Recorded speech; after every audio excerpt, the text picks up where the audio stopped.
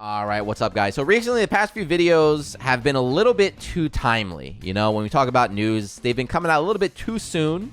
So I had to, kind of reset, get back to our roots. So today we're going to talk about something that came out like a week and a half ago. It's perfect. By the time you guys on YouTube see it, it'll be 2 weeks after the date. Just in time. The perfect time to start talking about it. But yes, once again, we have another Guilty Gear Strive Developer's Backyard. This came out on 11/11. That's Pocky Day, by the way. You guys can look that up. They talked about last month. They had the cool online thing. We already went over that, so we can skip. Anyway, just going to talk about the new characters to give a little bit more details on it. So first, Giovanna, we find out some stuff about her. She is a unit that protects the President of the United States. So, that's a hot topic right now, right? I saw some people on Twitter getting angry for like, oh, she's a cop. She's a cop. I thought she was cool, but she's a cop. I hate her. And now she's protecting the president? Oh, my God. She's canceled already. But, yeah, so she's quiet. All right, we know that. I don't really care. I just want to talk about the gameplay stuff. I like the character design, but I'm most interested in the gameplay. So she's from Brazil, so shout-outs to all my Brazilian brethren there. Congratulations. She doesn't like cigarettes or alcohol. I can agree on half of that. The name of her dog is Ray, and Ray is also a girl. That's very important. They made sure they say, by the way, Ray is a girl too. So here we go. Now we get into the meat of it, talking about her play style. So she's a incredible rushdown that can break any defense. A super powerful special force officer for the president. So I think we pieced that together from her character trailer. We knew that she was going to be, kind of rushdown, in your face character there, like not a long range, but tools to get in. So it seems like that prediction was correct. Also, they mentioned a couple times it seems like she's a beginner character, so her controls feel natural, making a good choice for players new to fighting games. They always say that, but this second part made me think, oh, maybe they really are designing it for a beginner. So she's a unique mechanic which increases her damage as her tension gauge fills. So right here, people got very angry at me. They were the YouTube comments too. You guys on the YouTube were furious when I talked about her in the trailer. Like, wow, Juno, you didn't notice that she turned green? What's wrong with you? You blind? So here you go. She turns green. You guys were right. I was wrong. So apparently when she gets meter, it doesn't really have details, but the more meter she has, or if she gets full meter, she turns green like this, right? She changes and she starts to do more damage. So it says her moves don't change. She's not a technical character, right? It's not like you have to learn 2 modes or 100 meter mode, regular mode. It just, she's the same character with just a flat damage bonus. So this could be really good. It could be really strong or really weak. We have to see. But the one thing to point out is that gaining meter in Strive was, at least in the beta, was very easy. You gained a lot of meter. And don't forget, when you break the wall, you got like a full gauge. So if she gets a big damage bonus from this could be quite scary. But yeah, there you go. Seems simple, basic. Hopefully we get a player in January. And then next up, Nagoriyuki, again, the other character we saw. The slow samurai. He is from Nigeria. That's interesting. There's some drama. I'm not going to get into it, but there's some drama about Venom and his origins. Shout outs to all you Guilty Gear vets going crazy there. But I don't like this. I'm actually very upset. I thought he was pretty cool before. I thought, this character's pretty cool. But then I saw he likes tomato juice. Tomato juice sucks. And he doesn't like crab. Crab is godlike. So just reading this, my opinion of Nagoriyuki went down a little bit. If these were swapped, if he liked crab and didn't like tomato juice, he'd be cooler in my book. But anyway, mainly just to summarize here, he doesn't have a double jump. So we knew that. We knew he was very slow. He doesn't have a double jump, so even his air movements or his air options are kind of cut down. But this is what we finally understand about the blood gauge here. So when we were talking about him before in the trailer, I kept figuring out how to, you want to build his bar, right? It's like, man, keep building meter. How do you build meter? How do you build meter? It's bad.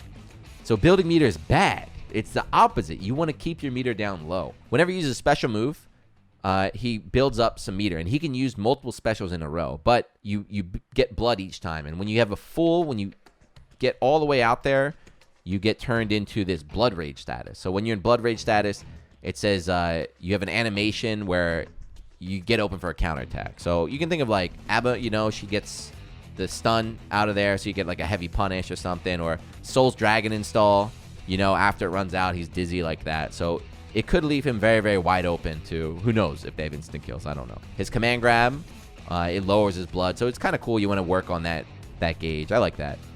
But the thing is, once he is in this blood rage mode, it looks like he's not helpless. You see that long ass slash right there? His normals get really long range, but he can't use any specials. But I'm going to assume it's bad. We'll see what happens, but I'm going to assume there's not a strategy of like get him into Blood Rage and then chip him out at the end. It's probably just like they wanted to make it so he wasn't helpless if he got in that mode. But we'll see. But yeah, they're going to be playable in the early 2021 console beta test, but then also there's an arcade test. Yay, I get to go to the arcade and play. Sorry, you guys. Anyway, now to the questions.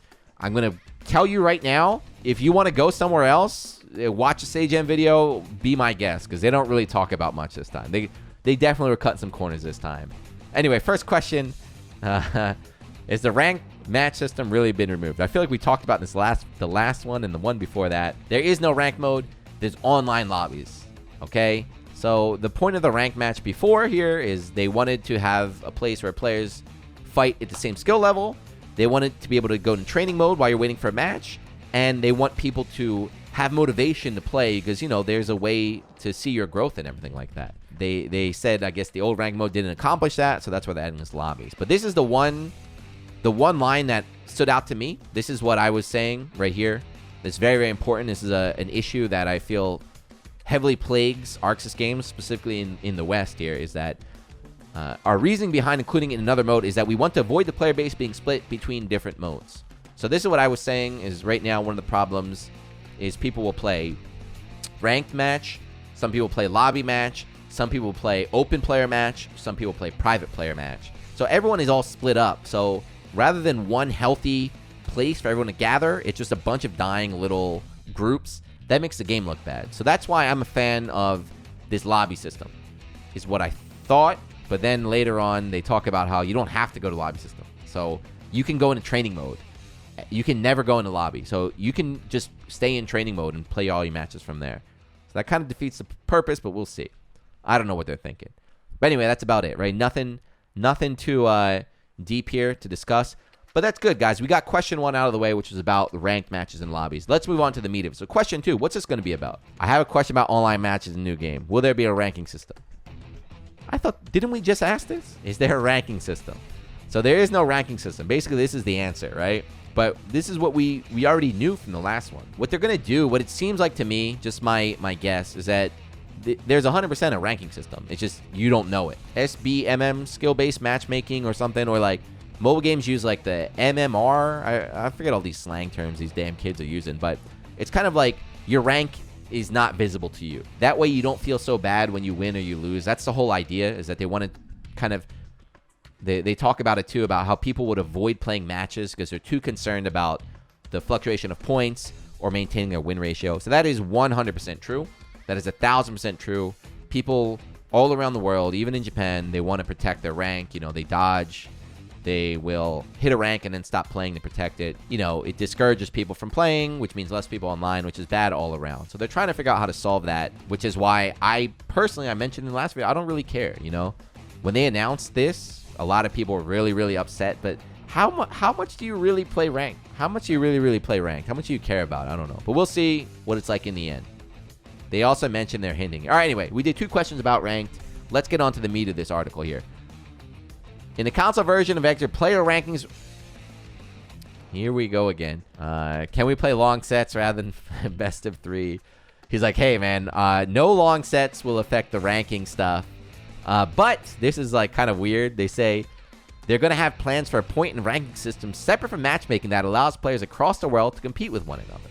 So they'll share about it at the later date. But we were trying to think about this with the stream, and recently I made a video on it. If you want to check it out, it's pretty good. Not the video. The content is good. But Grand Blue Versus did something. I think they called it Blitz mode, where rather than fighting one-on-one, you kind of farmed, right? So everyone got split up in a different group based on whatever skill level you're at. And then there was like a weekend. So it was like 48 hours. Who could get the most wins in that time frame? So that was really nice because a lot of people that didn't play normally, since it was kind of like a set time, a lot of people that didn't play normally came on to play. A lot of people had motivation to stay on to play because they could unlock things based on their ranking. So that was a really good idea. And I would love to see something like that in Strive. Right? To me, that's much more important. I'd much rather care about, like, if there's a global, like, lasting ranked mode, which everyone is all butthurt about. It's not there. I don't really care about that. But if they had, you know, monthly competitions or weekly competitions with prizes and stuff, that'd be much more interesting to me. So let's do it. All right, anyway, that's 3 questions about rank. Let's go to number 4 here. Previous game, I felt there was an issue. Too many players reached the highest rank. I told you guys to go watch Sajam, right?